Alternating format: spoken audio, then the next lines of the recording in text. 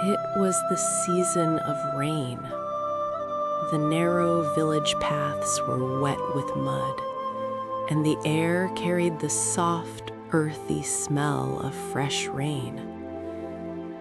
Raghuveer was young back then, a simple face, eyes filled with quiet dreams, and a strange restlessness in his heart, as if he was searching for something he couldn't even name. That day, he was standing near the old village well, when suddenly he heard a soft laugh behind him. He turned.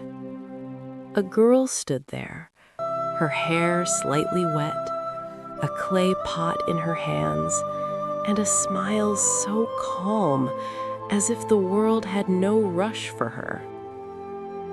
"Will you move a little? I need to fill water," she said gently. For a few seconds, Raghuveer just kept looking at her. Then, as if waking up from a thought, he quietly stepped aside.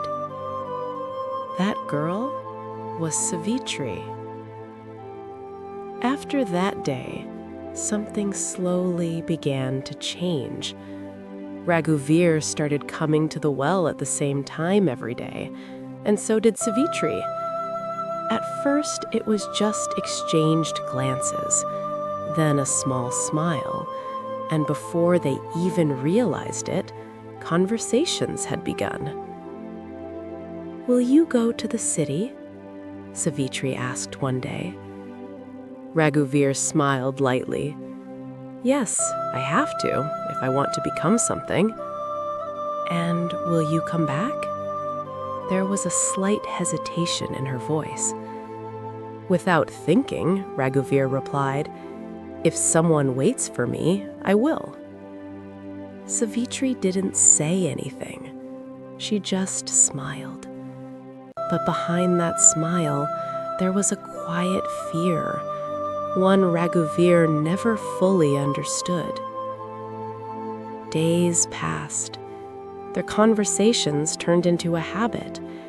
Sitting near the well, they built a small world out of simple moments, sometimes watching the rain, sometimes sitting in silence, and sometimes just looking at each other.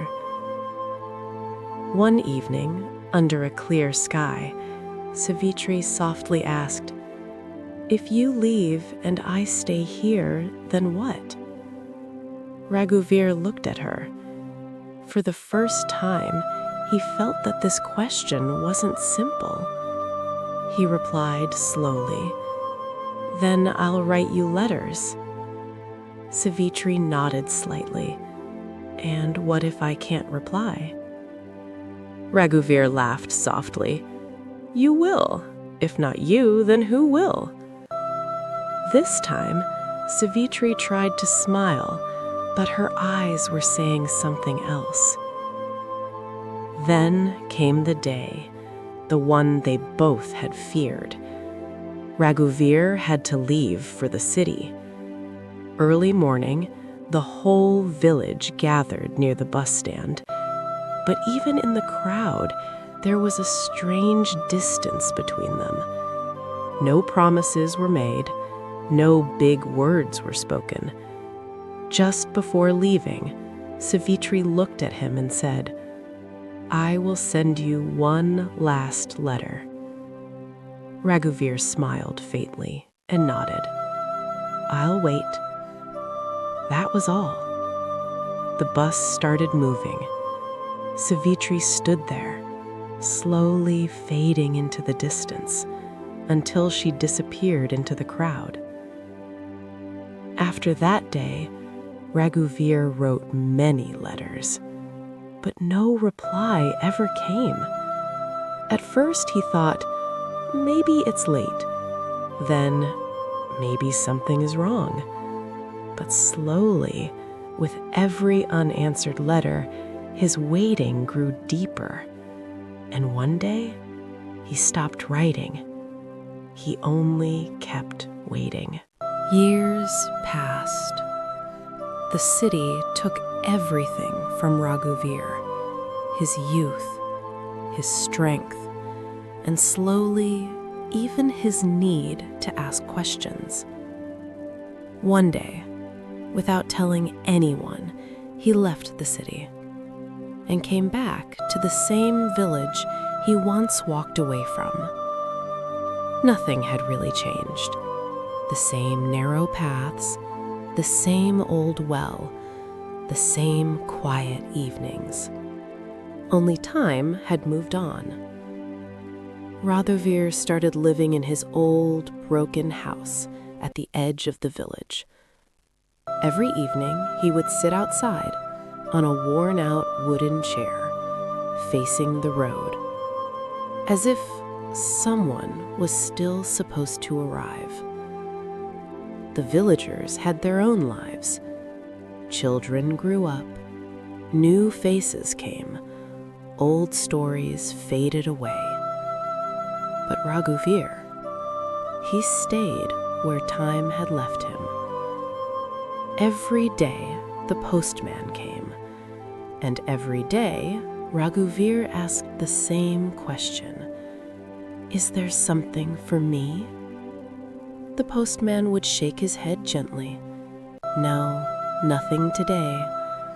And every time, Raghuveer would smile faintly and say, "Maybe tomorrow." Years turned into decades. His voice grew weaker. His hands trembled. But that one habit never left him. Waiting became his life. One afternoon, the sky was dull, the air unusually still. The postman stopped in front of his house, but this time he didn't speak immediately. He looked confused. In his hand was an old envelope, yellowed with age, edges torn.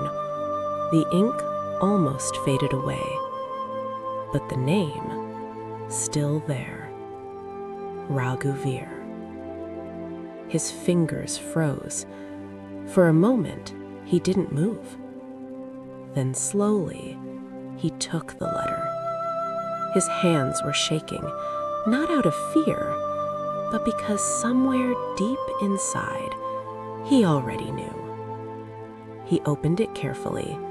The paper inside was fragile, as if even time had been gentle with it. And then he read, "Raghuveer, maybe this is my last letter. Forgive me, I couldn't wait for you. If this ever reaches you, just know I never forgot you. Savitri." Silence. No tears fell at first, just a long, quiet stillness. Then slowly, his eyes closed. A single tear slipped down, but his lips carried a faint smile, not of happiness, but of something finally complete. The postman stood there watching. He didn't call out. He didn't move, because for the first time, there was no question left to answer. The next morning, Raghuveer was still sitting on that chair, facing the same road. But this time, he wasn't waiting. The letter rested quietly in his hand, and the silence around him felt different. Not empty, just finished.